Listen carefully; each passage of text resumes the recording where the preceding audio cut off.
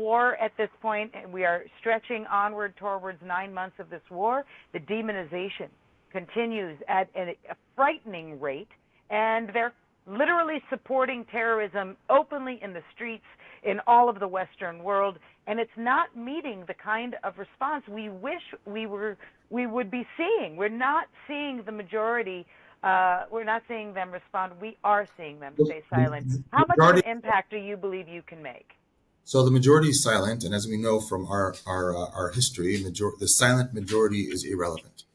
The silent majority is irrelevant, and as long as that majority is not galvanized into action, then the fact that there's so many people who support Israel is meaningless.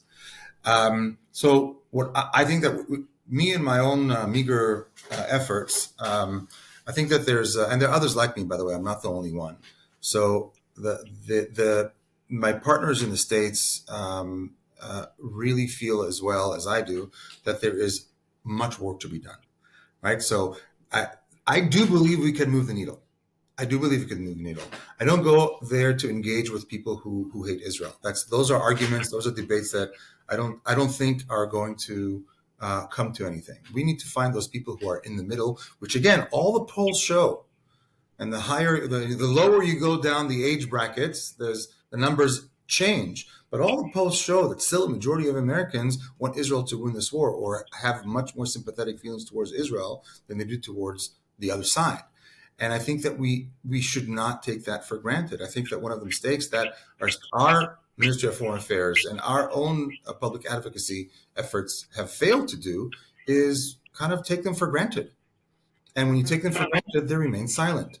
And so I do believe, yes, that if we engage them more and more and more, we can move the needle with and it's not enough to just talk to them once, right? The point is to give them action items, to give them tasks, to actually create programs that will move them outside of their comfort zone. And they know they know how to do this.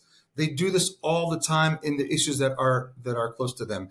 And when this issue, when I talk to them and I bring them out of Israel, what I try to do in my talks is zoom out a little bit from the specifics of the Israel-Hamas conflict and talk more about the larger conflict, which is afoot, the regional, global, even civilizational conflict, which they're a part.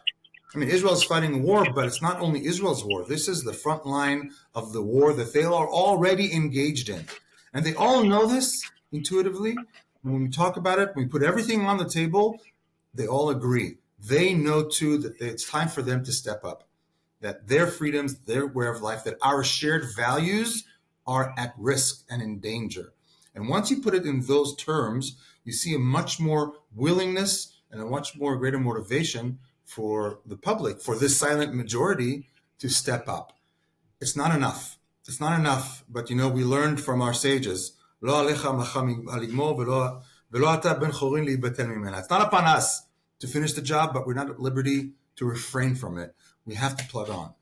We'll create new programs. We will bring more speakers. We'll create new partnerships, and we'll bring more people to speak in front of more audiences, and we'll be able to create a community of like-minded people to move forward.